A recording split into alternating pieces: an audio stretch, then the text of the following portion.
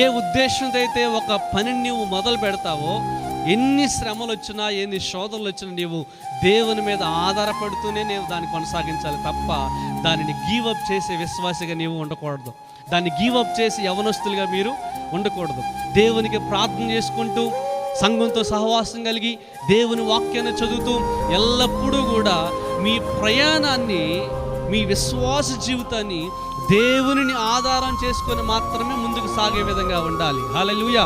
అప్పుడు మాత్రమే నీ మీదకి ఎన్ని నిందలు వచ్చినా, నీ గురించి ఎంతమంది చెడుగా మాట్లాడినా, నీ కోసం ఎంతగా తప్పుగా ప్రచారం చేసినా, ఎంతమంది నీ మీదకు దండెత్తి వచ్చి నిన్ను కూల్చివేయాలని ప్రయత్నించినా కానీ వారి ప్రతి ప్రయత్నంలో కూడా ఓడిపోతారు. కానీ నీ మీద విజయం వారు పొందుకోలేదు. కారణం ఏంటంటే నీ పక్షంలో దేవుడు ఉన్నాడు. అందుకనే మనందరూ పాడుకుంటాం కదా, 1000 మంది పడిపోయినా, 10,000 మంది కూలిపోయినా, అపాయము రానే రాదు, నా గుడారము సమీపించదు.